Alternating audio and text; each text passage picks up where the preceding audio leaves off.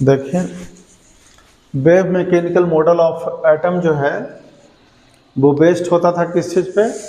D Broglie concept पे या dual nature of matter पे। और दूसरा हो गया कौन सा? हाइजेनबर्ग अनसर्टेनिटी प्रिंसिपल, जो दिया गया था कब?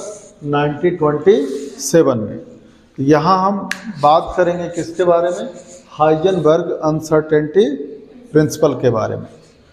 एक बार आप देख लीजिए कि ड्यूअल नेचर ऑफ मैटर में कहा गया था कि जो लेमडा होता है वो इक्वस टू होता है एच बाई एम वी का, ये ए वाले रूल के अकॉर्डिंग, यानी डी ब्रॉगली कॉन्सेप्ट के according, dual nature of the matter के अकॉर्डिंग हम ये तो लिखे थे ना, lambda equals to H by m v, ठीक है। यानी wavelength inversely proportional to mass और वेवलेंथ इन्वर्सली प्रोपोर्शनल टू क्या होता है? वेलोसिटी, ठीक है। मास बढ़ेगा, वेवलेंथ क्या हो जाएगा? घट जाएगा। लेकिन किसी भी एटम में इलेक्ट्रॉन का मास नेग्लिजिबल होता है। 9.1 इंटू 10⁻³ kg के क्या होता है? इक्वल होता है। तो इलेक्ट्रॉन का मास तो लगभग क्या होता है? नेग्लिजिबल हो गया। तो इलेक्ट्रॉन का अपना क्या हो जाएगा? वेवलेंथ होगा, कुछ ना कुछ तो होगा। देखो, इलेक्ट्रॉन का मास जो है वो कम जाएगा, तो वेवलेंथ का वैल्यू क्या हो जाएगा? बढ़ जाएगा। तो बीच ऐसे है, बीच में न्यूक्लियस और ये ऑर्बिट है। इस ऑर्बिट में इलेक्ट्रॉन घूम रहा है, तो इसका कुछ ना कुछ तो वेवलेंथ होगा। तो ये कैसे घूमेगा? ऐसे ना, जिगजैग हो जाएगा ना, इस तरीके से। हाँ, समझ में आई बात? हाँ, जैसे इलेक्ट्रॉन का मास बहुत कम है तो किसी भी एटम के ऑर्बिट में इलेक्ट्रॉन जो है ना वो सीधा ऐसे नहीं घूमेगा कि ऐसे एक पाथ पे से घूम रहा है। इसमें वेवलेंथ होने के कारण क्या हो जाएगा? ऐसे हो जाएगा कि नहीं हो जाएगा? थोड़ा सा जिगजैग हो जाएगा। वही एरोप्लेन का मास ज़्यादा होता है। एरोप्लेन का मास क्या हो गया? ज़्यादा, तो वेवलेंथ का वैल्यू इसका क्या हो गया? कम गया। तो एरोप्लेन सीधे डायरेक्शन में ऐसे घूमते ज़्यादा रहता है। मास घटता तो ये क्या हो जाता? इस तरीके से मूव करता ना। ये समझ में आ रही है बात?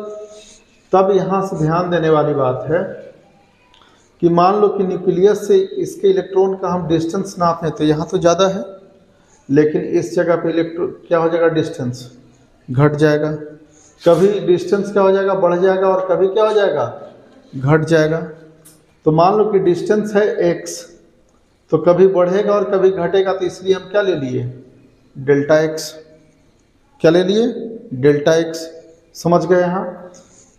तो इनका कहना था, हाइजेनबर्ग का कहना था कि जो पोजीशन होता है और मोमेंटम होता है किसी भी इलेक्ट्रॉन का, उसके ऑर्बिट में वो अनसर्टेन होता है, वो फिक्स्ड नहीं होता है, अनसर्टेन होता है। इसीलिए यहाँ हेडिंग है अनसर्टेनिटी प्रिंसिपल। अनसर्टेनिटी प्रिंसिपल, ठीक है ना? Heisenberg uncertainty principle. तो देखिए, इनका कहना था क्या? It is impossible to measure simultaneously, यानी एक साथ इम्पॉसिबल है मेजर करना। किसका? The exact position and exact momentum of a small body. तो स्मॉल बॉडी किसके तरीके का? इलेक्ट्रॉन के तरीके का। तो किसी भी इलेक्ट्रॉन का एग्जैक्ट पोजीशन और एग्जैक्ट मोमेंटम मेजर करना क्या है? मुश्किल है। समझ गए? क्योंकि वो फिक्स्ड नहीं होगा, क्योंकि इलेक्ट्रॉन का जो मास होता है वो नेग्लिजिबल होता है। 9.1 इंटू 10⁻³ kg के इक्वल होता है। तो इनका कहना था, अकॉर्डिंग टू हाइजेनबर्ग, ये उनके अकॉर्डिंग है कि अनसर्टेनिटी इन पोजीशन और अनसर्टेनिटी इन मोमेंटम का जो प्रोडक्ट होता है वो या तो ग्रेटर देन होगा या इक्वल टू होगा h/4π का। आपको हमेशा ये स्टेटमेंट याद रखना पड़ेगा। Delta x into delta P is greater than और इक्वल टू एच बाई 4 पाई। ठीक है, जहाँ x क्या है, अनसर्टेनिटी इन पोजीशन, और डेल्टा पी क्या है, अनसर्टेनिटी इन मोमेंटम।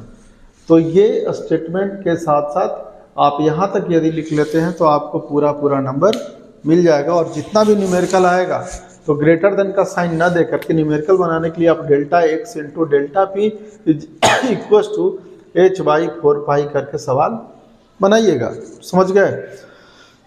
अब देखिए जो डेल्टा पी है ये है मोमेंटम इज इक्वल टू होता है मास इनटू वेलोसिटी। मास तो किसी का भी बदलेगा नहीं, ये तो फिक्स रहेगा, तो उसका बदलेगा क्या, वेलोसिटी। तो delta P is equal to हम लिख सकते हैं ना m del v, delta P बराबर एम डेल वी। तो इसी वजह से यहाँ क्या लिखे हैं, डेल्टा एक्स को डेल्टा एक्स छोड़ दिए, डेल्टा पी की जगह लिख दिए हैं m del v greater than और equal to H by 4 pi. ये भी क्या है, स्टेटमेंट हो गया किसका, हाइजेनबर्ग अनसर्टेनिटी प्रिंसिपल का। ठीक है, कभी कभी आपको ऑब्जेक्टिव में सीधा सीधा ना लिख कर कैसे लिख देगा, डेल्टा एक्स इंटू डेल्टा भी इज ग्रेटर देन और equal to H by 4 pi m, क्योंकि मास को लेकर के चला जाएगा कहाँ, यहाँ नीचे एम, तो ये हो गया 4 पाई एम। समझ गए, एक ही चीज़ है। आ जाओ, ये भी है स्टेटमेंट किस चीज़ का, हाइजेनबर्ग अनसर्टेनिटी प्रिंसिपल का। डायरेक्ट याद रखिएगा, delta E change in energy into change in time greater than और equal to H by 4 pi. Objective के लिए F into force into delta T into delta X greater than और equal to H by 4 pi.